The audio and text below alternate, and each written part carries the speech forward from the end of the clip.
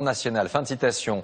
On poursuit notre page économique avec un autre élément. Après le lien et le dialogue commercial relancé, on vient de le voir avec le Qatar la semaine prochaine, François Hollande s'adressera à un autre partenaire, la Chine. Le chef de l'État déroulera le tapis rouge à une trentaine de grands patrons chinois. Parmi eux, un homme, il s'appelle Jack Ma. Il est le numéro 1 mondial du commerce en ligne. Un homme atypique dont la parole est rare dans les médias. Alain de Chalvron et Sylvain Giaume ont pu le rencontrer juste avant son voyage à Paris. Regardez. Il a le sens de la mise en scène, Jack Ma. Quand il s'adresse à quelques-uns de ses 24 000 employés, c'est un vrai show. Et on boit ses paroles, bien au-delà de son empire. C'est toute la Chine qui l'écoute comme un oracle. Petit, maigrelet, sec comme un coup de sabre, un visage pétillant d'intelligence, rien ne prédisposait pourtant ce fils de la ville de Hangzhou, près de Shanghai, à devenir un des patrons les plus en vue et les plus riches de Chine. Il était prof d'anglais, une qualité qu'il revendique toujours. Sans l'anglais, je n'aurais jamais découvert l'Internet. La plupart des fondateurs du groupe Alibaba étaient des profs. Au début de la société, on était très pauvres. On était habitué à la pauvreté. Et maintenant, on a plein d'argent, mais on n'est toujours pas habitué à ça. Il pèse aujourd'hui près de 3 milliards d'euros, une fortune faite en moins de 20 ans. C'est dès 1995 qu'il a l'intuition de ce que Internet, alors balbutiant, peut apporter.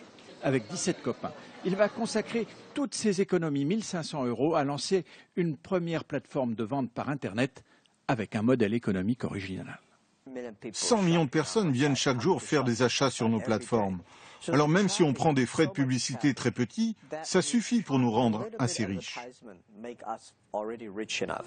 Ce seul site, Taobao, draine 120 milliards d'euros par an.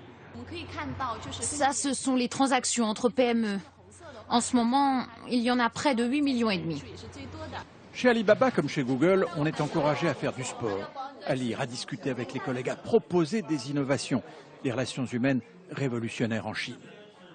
Dans ce pays, le commerce par Internet, c'est 6% du commerce aujourd'hui. Dans 5 ans, cela devrait être 30%. Jack Ma pouvait donc prendre un peu de large. À 48 ans, il a annoncé le mois dernier qu'il prenait une sorte de pré-retraite pour se consacrer entre autres à sa passion, le tai chi. Dans une Chine qui va très vite, le tai chi nous aidera à trouver la force de la lenteur. On est des machines à travailler. On ne sait pas profiter de la vie. Les Chinois doivent apprendre ça. 35 heures de travail par semaine. Et profiter des plaisirs de la vie. Développer le bon goût. C'est ça dont la Chine a besoin. Et nous voulons aider plus de PME françaises qui ont cette culture. Pas seulement Vuitton à venir en Chine. Un milliardaire chinois qui fait l'éloge de la lenteur, des 35 heures, qui prend le temps de faire de la calligraphie. Monsieur Ma n'est décidément pas banal. Et devinez ce qu'il écrit? Zen. C'est tout dire.